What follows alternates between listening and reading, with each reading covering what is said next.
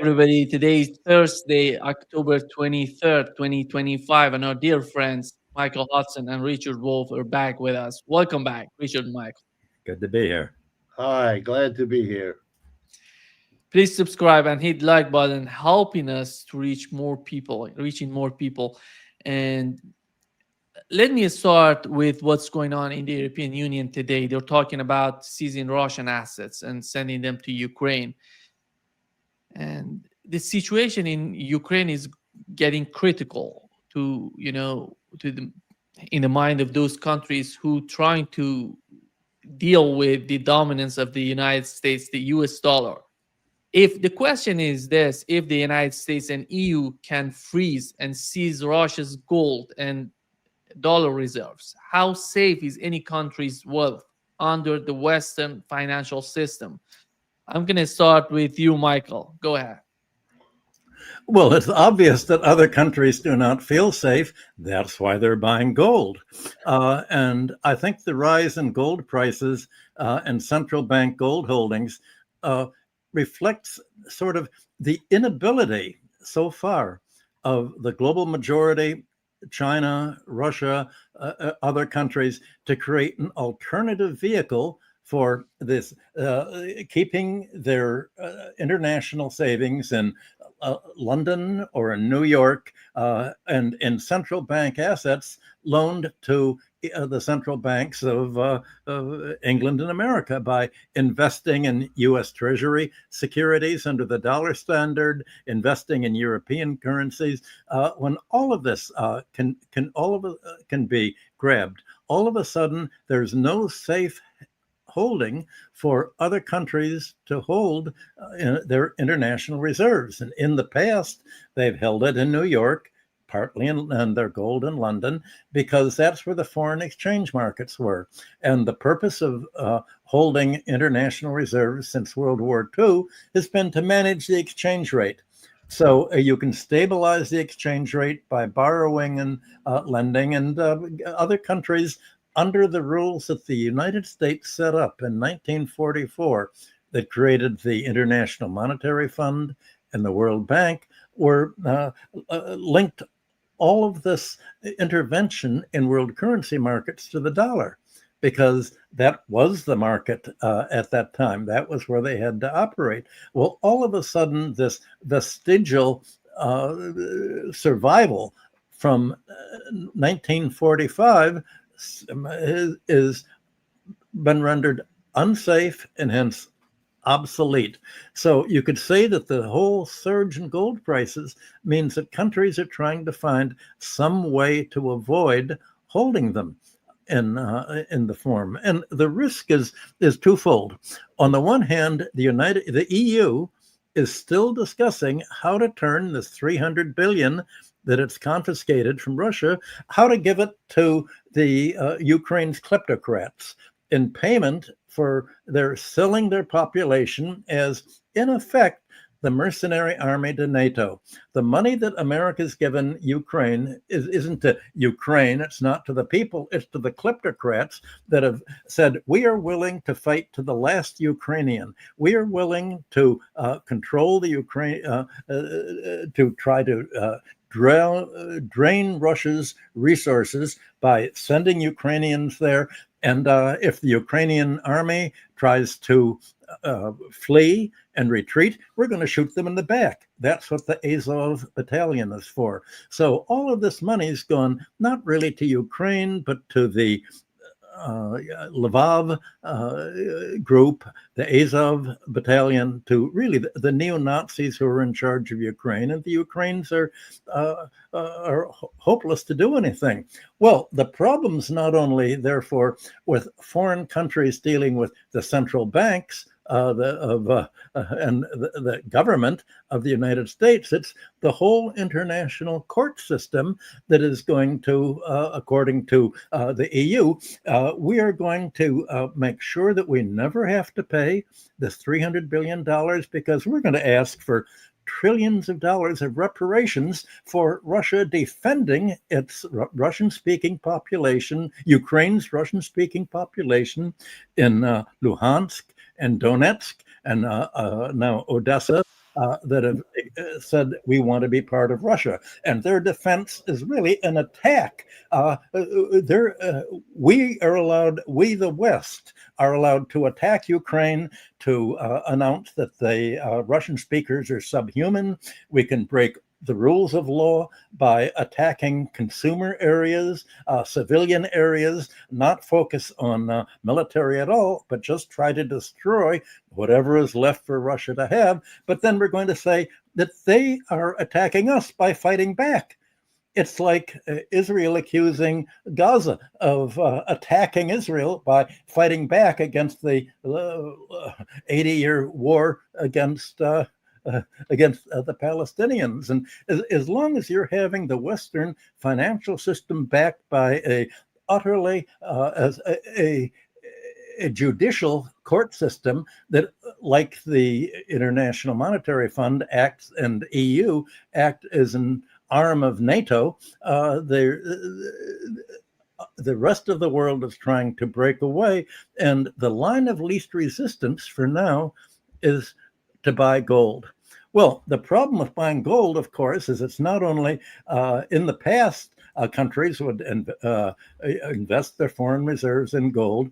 Venezuela invested its reserves for gold, and it kept its reserves, as we've discussed before, in the Bank of London, so that it could use these reserves as collateral when it borrowed money to intervene in the foreign exchange market to try to stabilize its currency. That's why countries kept their gold in either London or New York, where the major international foreign exchange markets were. But now they can't do this anymore. The Bank of England grabbed Venezuela's gold, and it looks like the United States has grabbed Germany's gold. And Germany's an ally. A few years ago, Germany asked for its gold reserves to be returned from New York from the Fed in New York's basement to Germany for its central bank to hold itself. The United States said, well, this gold is very heavy. We're going to have to find airplanes for that. That's the last that in public we've heard. German reporters and journalists have been calling me to say, do you know anything about what's ever happened to this? They tell me that they've asked the German politicians about it. The politicians will not answer. Nobody can find out whether Germany's got any of its gold back. And the United States is still holding on to this gold and the rest of Europe's gold. So holding gold only makes sense if you hold it in your own central banks, where the only way that it can be grabbed is for NATO to invade your country, seize the government, and empty out your gold reserves and take it away, like they did in Libya and other Middle Eastern countries. So this is the problem that they're really dealing with. The gold problem is how are we going to move beyond gold isn't in an alternative. Well, the other line of least resistance that they've talked about is currency swaps. Well, we'll hold each other's currencies among the global majority. And well, the problem with holding your currencies are the currencies go up and down. And if you're a creditor nation, like the United States was to Europe and the world in 1945, and like China is today to many of the Belt and Road Initiative countries that it deals with, how are you going to deal with the fact that the currency you're holding is declining? Russia has accumulated enormous holdings of Indian rupees that have been declining in value. And in the last few days have seen the Trump administration go to Argentina, and they say, we know that you Australians have been dealing with China very heavily, and you have a currency swap, and you owe them a lot of money, but this $40 billion that we're giving you to support the peso long enough to get Milei reelected next week, in exchange for this, and are not pulling the plug on you, we want you to break all your relations to China. to not honor the currency swap, just to say, well, we're just not going to pay you, China. What are you going to do about it? So currency swaps themselves are not a solution. The only solution is, and the BRICS currency is no solution, because the BRICS, in order to create a common currency among BRICS countries, it has to be like the United States creating a central bank in which all of the American states and politicians are connected.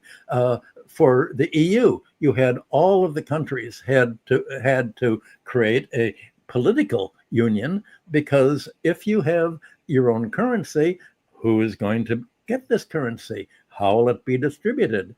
And how will various countries pay? Until you have a political union among all the BRICS countries, which is not on the horizon by any stretch of the imagination, you're going to have to go back and have the solution that John Maynard Keynes came up with in 1944 as an alternative to the U.S. Designs for an international monetary fund. You create a new central bank, collective central bank that will manage the credits and debts among its member countries in order to denominate their currency, their foreign exchange and currency swaps, to denominate these currency credits and debts in a common denominator based basically on the prices of their collective exports and price rate relationships with each other. That's the only logical solution. And I described the long debate over this in my book, Super Imperialism. It took a lot of political maneuvering just for Keynes to come up with that. And of course, the United States said, no, we don't want other countries to make any means of settlement among themselves. Any country's settlement with any other country has to go through Washington and the US dollar. And other countries, first of all, you had Britain surrendering to this, and the result was the loss of the British Empire and its currency reserves and its colonies and countries using the pound were all transferred to the United States by 1950, and the pound collapsed in value, and Britain began its long deindustrialization. Other countries, the rest of the European countries, once Britain had surrendered, well, there was nothing they could do but go along with it. Well, for the first time now, the world has gone back to 1944, 1945 to create a kind of mutual foreign bank relation to handle relations among currencies that is not run by NATO, the United States, and the Cold War. And that's where you can look at the more gold goes up, the more you realize the inability so far for the other countries of the world to address and solve this problem. Richard, jump in. Yeah, let me put this in a context, but also to scare you. The same logic that leads the Europeans to look gleefully at the 300 billion as a way to make it appear to their own people that the horrible mistake they made in going into a war like this, the enormous damage the war has done to their economy, to make it look as though they're making now somebody else pay, which is really what this is about. It's not enough money to change the basic layout of what's going on. It sounds like an awful lot, and it's a big chunk of money, but it is not adequate to alter the basic situation. Number two, let me scare you. China has 750, last time I looked, $750 billion worth of U.S. Treasury bills. What's to prevent the United States from telling them that these are now toilet paper? We are not going to pay you the interest, and we're not going to pay you the principal. And we're going to deal with the rest of the world henceforth. When we have to borrow for the American government, we will borrow from the rest of the world, End of conversation. Or we'll do it for half of the 750 billion. What's to prevent them? You know, this is crazy. Here's what we are watching. We are watching the end of the empire. These are the kinds of things that happen when the empire can no longer function. The United States is facing a fundamental contradiction. It cannot keep the world arrangements of the post-45 period and fight Russia and China and be involved in a war in Ukraine and, you know, be gearing up to take the oil away from Venezuela. It can't do it. That's the problem. It can't do it. It doesn't want to admit to doing it can't do it. So it's coming up with crazy stuff that makes no sense other than as the end of an empire. So one of them is we're going to take, by the way, they've already taken if I understand correctly, they've already taken the interest income from the 300 billion and used it for the Ukraine war. Clearly, that great move didn't change anything. And so now they want to take the principal. Of course they do. You know, this is the same game. And what does it do? Everything that Michael just said and a dozen more things. Everybody is wondering where to keep their money now because the empire, the emperor, is not in a position to do it anymore. The United States had said to the world, you can keep your money here because we are the safest place for anyone to keep any kind of wealth. We are the ones who will tax it the least. We are the ones who will threaten it the least. We don't even have a socialist or communist party worthy of the name in terms of its political power, so you don't have to worry about that. We have a docile, unorganized labor force. You know, we offer you wonderful conditions, so please take a good portion of your wealth and bring it here, which gives us yet more power of an empire to give you the guarantees. You are, in fact, by locating your wealth here, funding our ability to guarantee that wealth. Okay, that's what an empire is. That's what an empire does. That's what the British did in the previous century. And now it can't do it anymore. Let me give you what you wouldn't perhaps see as another sign. We are now executing people in boats on either side of the Western Hemisphere. We did it for a while in the Caribbean with the Venezuelans and the Caribbeans. And now I learned in the last 2 days, we've gone on the Pacific Ocean side and we've done it again.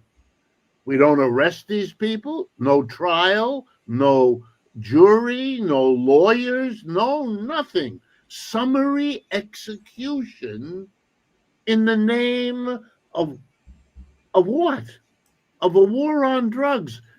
Friends, the United States has had an official war on drugs for at least the last 75 years. It proves unable to stop them. You can get all of these drugs anywhere in the United States, urban, rural, east, west, north, and south. We are not able to stop it.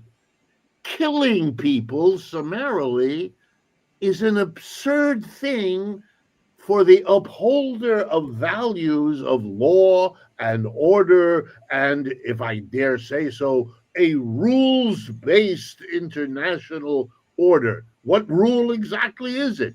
Killing people in boats? If you arrest a person for the drug trade inside the United States, you do not kill them.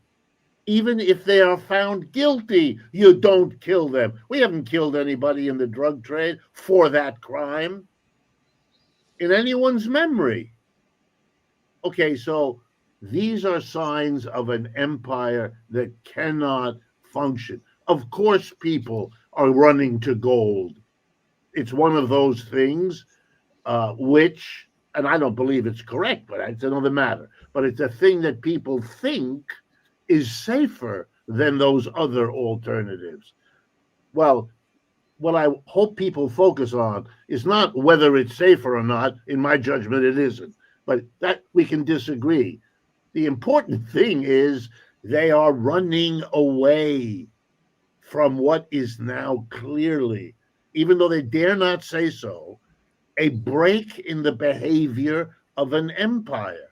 For the Europeans, look, they've even had a debate among themselves about it. Their lawyers are telling them, you are taking an incredible step here. Are you sure that it will not hurt Europe to have been the one to do it? Because wherever you're wealthy, if it's the Europeans that are doing it, then it's Europe you're going to be sure not to keep your wealth in. And this is something the Europeans, at a time when everyone admits their economies are in serious trouble, above all the British, the French, and the Germans, and those are the major three in that part of the world, you really want to now damage your standing as a place to hold wealth, which is where wealth has been held disproportionately for the last 500 years? This is bizarre. This is the end of the Western Empire. Last point before you go back.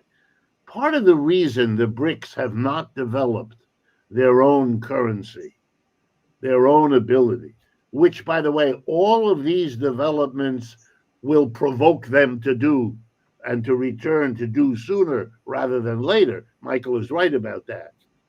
But one of the reasons they haven't done it, we have to keep in mind, because these are important points going on in the debates inside China. The spectacular growth of China in the last 35 years was itself in part dependent on the empire of the dollar. It was within that context that the Chinese found a way to grow faster than the United States, to become the manufacturing core of the world economy. So they are rightly worried, don't make the transition out before you are pretty damn clear that the benefits of doing so will outweigh the inevitable costs of not having what worked so well for you. There's a joke that goes around in China about, not cutting off from the United States while it is doing very useful things for the Chinese in having the SWIFT system, in having the dollar as the universal exchange, even to the diminished degree that is now the case. In other words, it's the old dialectic, and we should be careful not to get caught on either side. And let me explain very quickly, then I'll stop. On the side of the United States is the following argument. China is only a superpower because it brought in private capitalists 30 years ago. After Mao died and the end of the Cultural Revolution, you had a change, and income foreign private capitalists, Japanese, European, American, and then the allowance for the Chinese themselves. So that's one side of the dialectic. That happened, no question, and that was very important to Chinese growth, no question. But at the same time, the Chinese government held on to the absolute dominant position in the Chinese economy. The government did, and the Communist Party within the government kept its power. And that is just as important a part of the growth and success of the Chinese economy. Otherwise, you can't explain why China did so much better than any other country in the global South under the regime of American empire. All right, so the dialectic is the interplay between the public and the private sector. The reason they outperform the United States is the United States doesn't understand the dialectic and is so caught up in its own ideology that it holds back the government from doing all kinds of things it needs the government to do. Chinese don't have that problem, and the Americans can't see it. So the dialectical process now has shifted. It's costing the West every day. The war in Ukraine is a wonderful metaphor, despite everything, every escalation, including the new sanctions on oil companies announced over the last 24 hours, like the F-16, like the Abrams tank, like the various missiles, like the Patriot system, like the HIMARS, all of them. They didn't work. They didn't work. That's why you have the escalation at every step. And if I were a betting person, I'm not, but if I were, I'd bet that all of this stuff with sanctioning the oil companies, these are just ways for Mr. Trump to cut his losses. Ukraine is going down, and there already is, an enormous blame game going on between Europeans and Americans. Who's at fault? And so, yeah, sure, let's sanction that. Let's show the United States did its part. It's not us. We did our part. It's you Europeans. And the Europeans will say exactly the opposite. And this game of blame will be yet another sign of an empire dissolving. Yeah. Nima, is it okay if I return to the monetary topic? Sure. Go ahead. International finance. Go ahead, Michael. And yet, despite all of these things, the US dollar has been going up. It's certainly viewed as a safe haven for anybody. And why is it? How can the US dollar be going up while other central banks are moving out? Obviously, it's private sector money, and that means new credit creation. Private investors are moving their money into the dollar. Well, this is exactly the strategy that the United States, way beyond Trump, has tried to put in place. It's the strategy between Trump saying Japan has to pay us $350 billion or we will wreck their economy by blocking their trade with the United States. Korea has to pay us $350 billion or we will block Korean exports of automobiles and computers and other steel, other Korean exports to the United States. So the United States has tried to make it a safe haven despite the fact that of all of the problems that we've been discussing, why it's unsafe for central banks to hold their reserves here. The United States has the power of making it a safe haven by the extent to which it can wreck other countries' economies by blocking them off for trade with the United States. But there's another reason. There's a more positive reason. And this is what I think we really should be discussing in the time we have remaining. The U.S.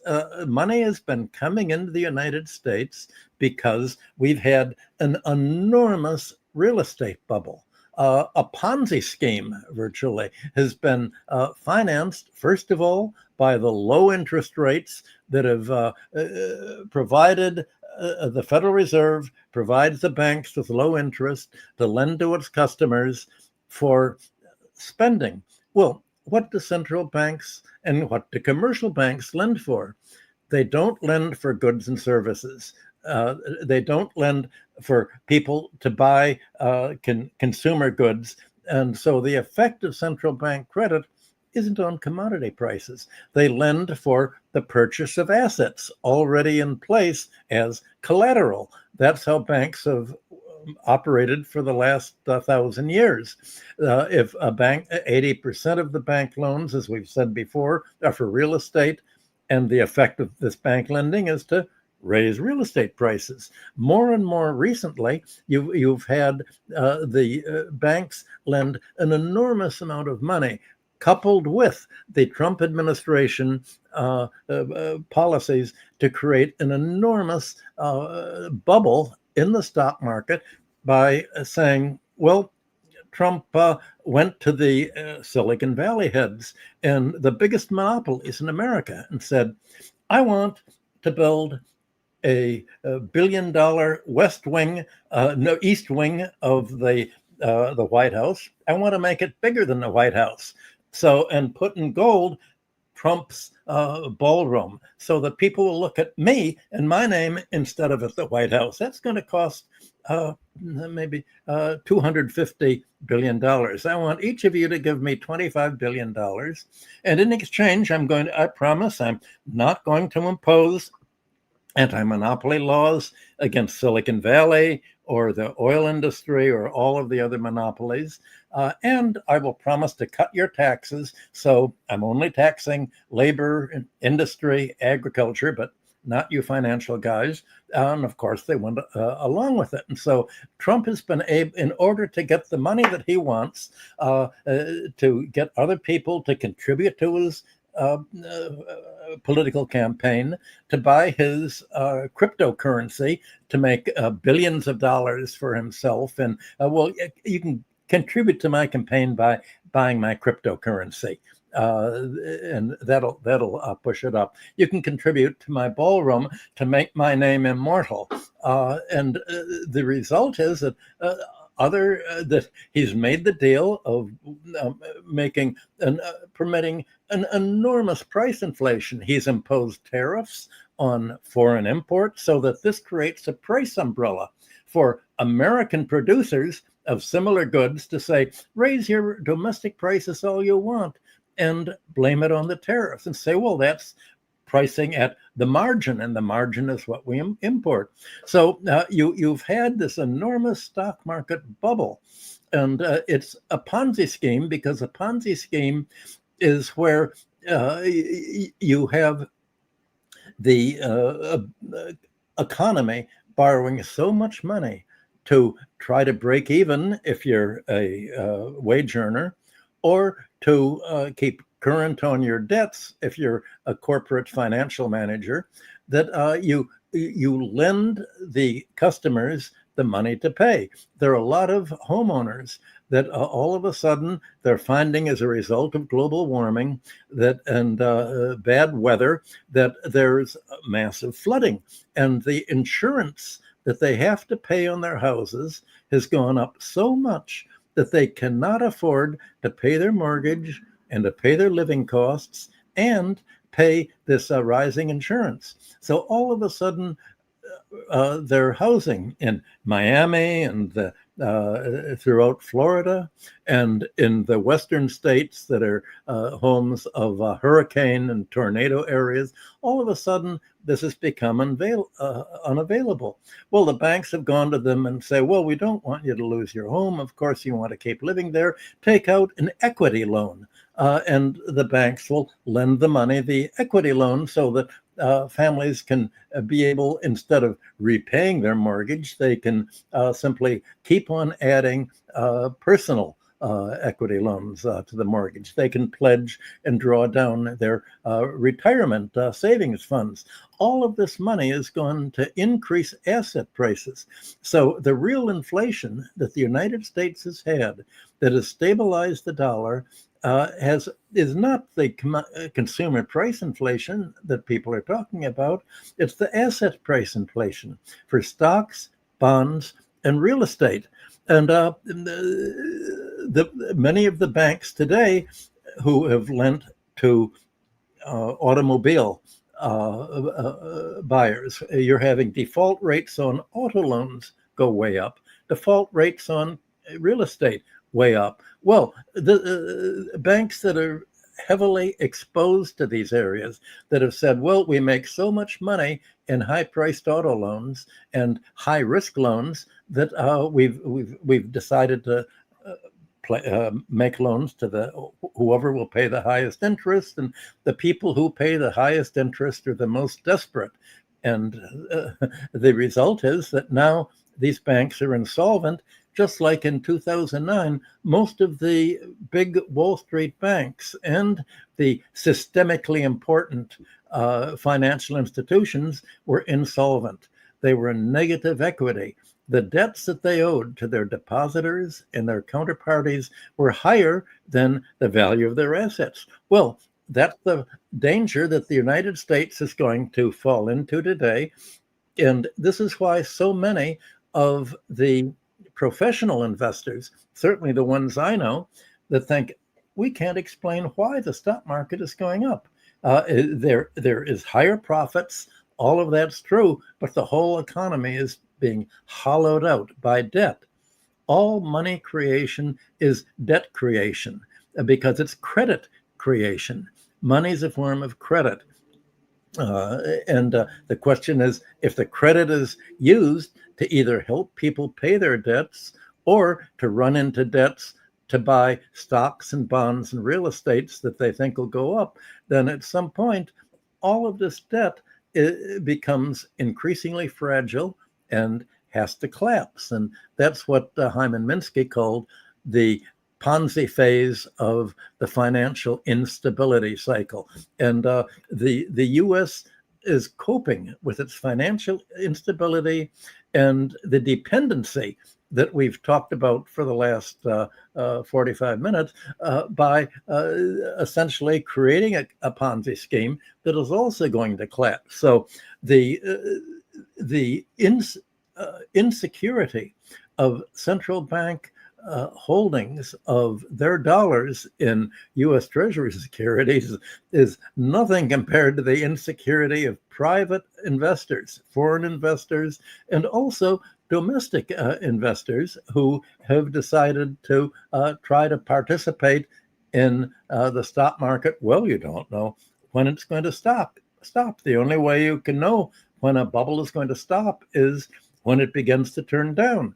And the market in U.S. stocks and bonds recently has been pushed above all by domestic American small investors, not big institutional investors. They've sold out and are moving into long-term treasuries, 10 to 30-year treasuries, not to short term, and they want to lock in the gains while they can do. It's the small investors that have done this because they somehow imagine that they don't believe that there's a boom until it's almost over. And the small investors and also Canadian investors, I did a study to say, foreign investment in the stock and bond market. Canadian investors don't like to buy stocks until they reach the top. They think, okay, now we see the trend. Now we'll buy. Then it goes way down. And they finally, when it gets to, near the bottom, they say, okay, we'll sell. It looks like it's a trend. And then it begins to go up again. Well, that's what the small investors in America do. So you have the American economy is becoming just as exposed to all of this instability as foreign economies are. And so the result is, I think we've used the word desperation before. That's how the United States is flailing around. And it looks like if there is a meeting between Trump and China, China is going to say, maybe we should just go our own way. Yes, you're going to prevent other countries to ban any country's exports to each other if that does not use American computer language, American electronics is the basis for it. Well, this is going to drive other countries to say, well, I guess we've lost the U.S. market. I guess we've lost the market of America's satellites in Europe. I guess we're going to have a new computer language in order to trade with the world's growing market, China and the rest of Asia. And so the United States is driving these new sanctions that Trump has been, his team has been describing in the last day or two are going to be driving other countries to a total break with the United States. Well, if there's a break in the United States, it's not only a break in U.S. trade, it's a break with their mutual investments, the loans and credits they have to each other. Each country will sort of take whatever they have. It'll be a clean slate. Nobody's going to pay any of the debts to each other. It's all grabbed. China will grab the American investments there. America will grab China's and Russia's investments here. And that's where the Trump administration is leading, because it really believes that other countries can't afford to lose the American market. And yet, if the American market is collapsing because it's all so debt-ridden and financialized, then why would other countries worry about losing the American market if the price of holding it is to lose the Chinese, Asian, and global majority market? That's the big choice that they're having to make. And you can imagine that their choice is not that which the American firsters imagine in their collective narcissism, that other countries cannot survive without the United States leadership and control at the price of absorbing all of their international surplus for us Americans instead of for them. That's the blind spot of this self-destructive American policy that, as Richard said at the end, is catalyzing other countries to create their own alternative as an economic life and death issue. Richard, just breaking news here. We've learned from Wall Street Journal reports that President Trump has pardoned Changpeng Zhou, the convicted founder of the cryptocurrency exchange Binance. The decisions follows months of efforts by this guy to support Trump's family cryptocurrency company, and he was pardoned by Donald Trump. Yeah, this is that part there is no end to. And for me, by the way, that's another sign of a declining empire. It's Emperor, whoever it is, taking care of his cousin and his uncle. It's the French leader famous for the phrase "Après moi le déluge." After me comes the deluge. It's all over, and I'm going to grab as much as I can before the flood comes and shakes it away. But I want to pick up on the last point Michael makes. He reminds us that Japan and South Korea have been told you have to invest 350 billion. Ursula von der Leyen was told that the Europeans have to buy twice that much in U.S. energy in the years ahead and invest 700 billion in the United States. Well, I've got news. If the Europeans are willing to take the money from Europe, then I can assure you that before they go down, they will turn to the United States, whether Mr. Trump is president or not, and say, it'll be a cold day in hell before you ever see any of that money. You made a demand on us, and we told you we'd give it to you. But the world has changed. Like we told the Russians it was safe to keep their money in London or Western Europe. And, well, the conditions have changed. That's what we're talking about. All bets are off. There is a small correction. The dollar has not gone up. If you look at the dollar from the time Mr. Trump becomes president back in January to today, it is significantly lower in value, at least against the euro and a good bit of other currencies as well. I think Michael's analysis stands. I think the reason it didn't go much lower is not because wealth isn't being withdrawn from the United States. It is, to gold and to many other things.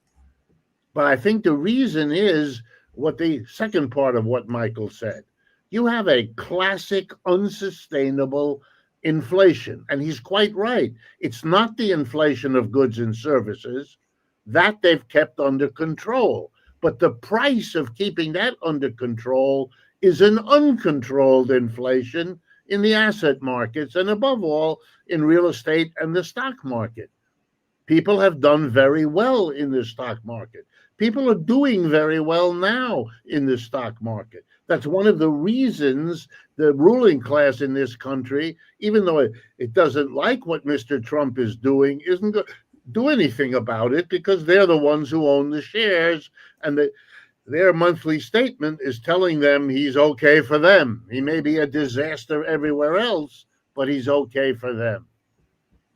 The mass of people, no. The mass of people are going in a different direction. They're about to elect a Muslim socialist mayor of New York City. They're about to elect Catherine Connolly in Ireland as the new president of Ireland, whose perspective and whose positions are quite like those of Mr. Mamdani in New York, sometimes right down to the literal sameness. So things are happening that are coming out of the movement from below. The absurdity of the French government, which Mr. Macron is no longer the real leader of, and Mr. Starmer likewise, and Mr. Merz soon. These are signs of a diminution, and the inflation in asset markets is nothing new. It is a very old business. That's why we tell people a credit is good if it is used to be productive, so it produces the wealth that can justify retroactively the debt. You get that if you borrow to produce. You don't get that if you borrow to bid up asset prices. The joke then becomes, and we've had this in the United States repeatedly in the last 100 years. You have a borrowing binge. It bids up the price of real estate. As the price of real estate goes up, the owners of the real estate go back to the bank and say, I have a much more valuable piece of land here. Let me borrow more money because you have the collateral. Oh, sure, here's more money, which is then used to bid up the price. You understand? The loan bids up the collateral, which enables a bigger loan. There's no end of this until, well, what? Those two automobile loaning companies that collapsed over the last 2 or 3 weeks. And notice not just that they collapsed, but the immediate news, extraordinary, literally like what happened at the beginning of the collapse of the subprime mortgages back in 2007 and 8. An immense debate between a small group who says, this could be the beginning of the collapse, versus an army of responders saying, no, it's different this time. Don't get worried. That's exactly what we have each time. And by the way, sometimes one of them is correct, sometimes the other one of them is correct. The important thing is to see what we are seeing. Any one of a dozen phenomena could blow this out of the water.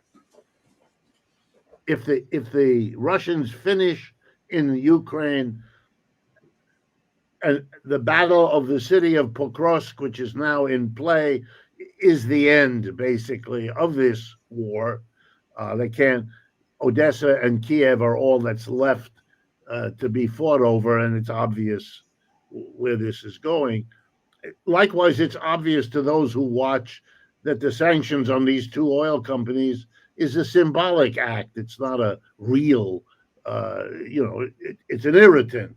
If you look at the price of oil, which it's supposed to drive down, the price of oil has been going down from the beginning of the war in Ukraine. If you look at the global oil price in the early part of 2022, and you look at it today, it's a line that goes up and down, but it basically goes down from roughly $120 a barrel to roughly 60. That's a tremendous cut.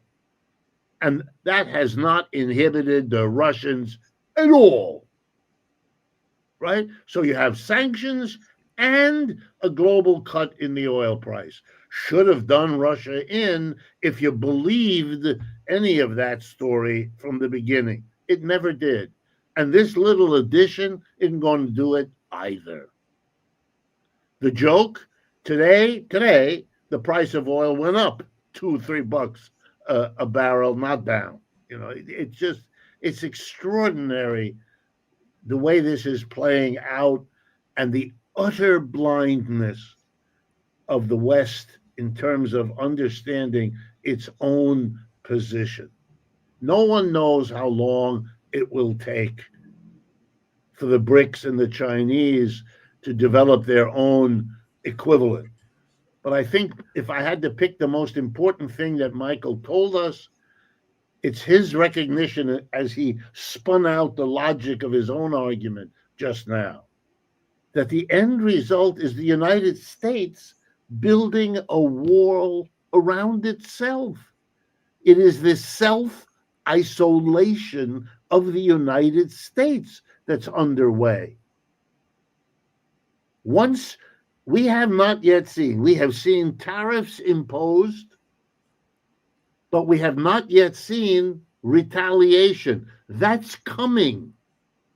And no one knows how bad that will be. And all of it, Mr. Trump is busy desperately trying to hold on, for example, to the Malay government in Argentina, giving them 20 to 40, depending on how you count, $billion to keep their currency going, dropping the tariff against their beef so that they can bring cheap meat into the country, freaking out the beef ranchers in several states, without which he can't be president anymore. He has to screw the cattle farmers in this country by bringing in the cheap beef.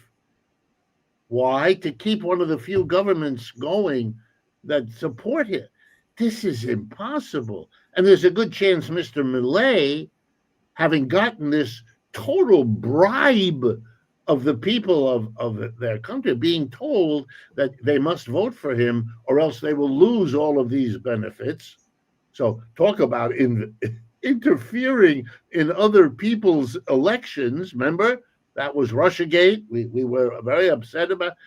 That was nothing compared to you buy that entire country here, openly, publicly, with a threat. You don't get the money. You don't get the beef exports unless we get a re-election of this particular candidate, who the polls in Argentina show is like Mr. Macron and Mr. Starmer, hated, not loved, except by the extreme right wing there, which is too small to keep him going. So for me, again, signs of a decrepit, desperate empire having a hard time holding on. I want to pick up on just two things, topics that Richard's brought up, Argentina and oil. Obviously, after the election, Argentina cannot pay not only the 40 million, but all of the other debt that it's taken on from the International Monetary Fund.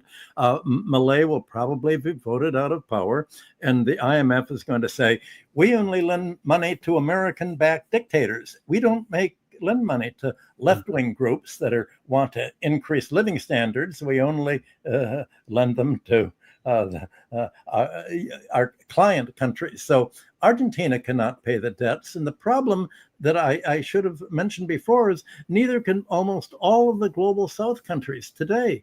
They cannot afford to pay the debts.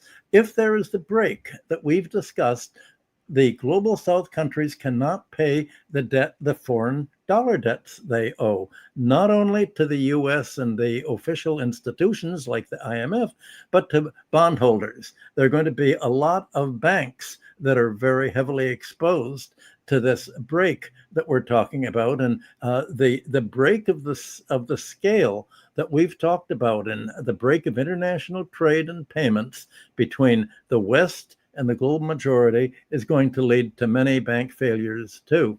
Also, Richard pointed quite rightly about oil.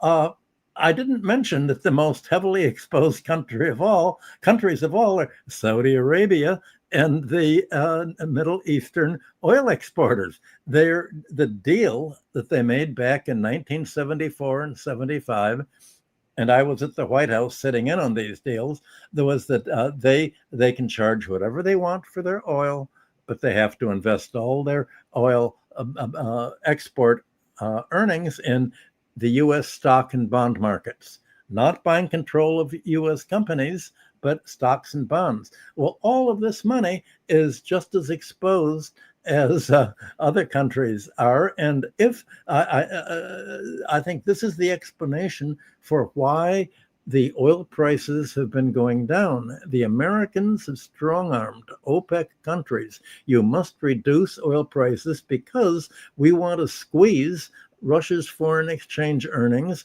that come very largely from its exports of oil and gas. The Americans think of Russia as a gas station with atom bombs, that not realizing that Russia now exports agriculture and all sorts of other goods besides oil and gas. So Russia's been doing just fine. It's growing much more rapidly than the West. But the U.S. is strong-armed OPEC into providing such a heavy supply of Near Eastern oil that this has driven down the prices. Well, all of this is done largely to support America's control of the Near East. All of that is going to be called up in question also. When there is a World Bank, the whole political division of the world between the Middle East countries, literally in the middle between the East and the West, is going to be all up for grabs, all instability, all up for diplomatic maneuvering between China, Russia, and the BRICS countries on the one hand, and the United States and its European satellites on the other. All of that is going to be enough to supply your show with a lot of audience for the next year or two, Nima. Yeah. Thank you so much. Richard, do you want to add something before wrapping up?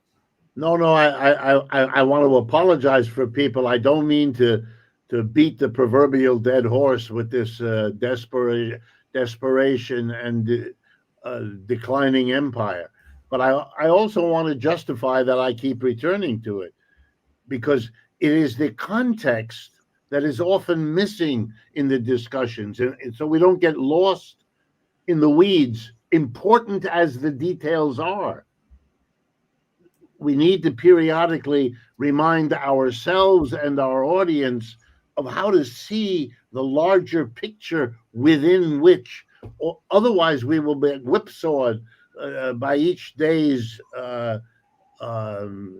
evolution. You know, you take the president seriously when he tells you that by going after Lukoil and Sovneft, he's done this major.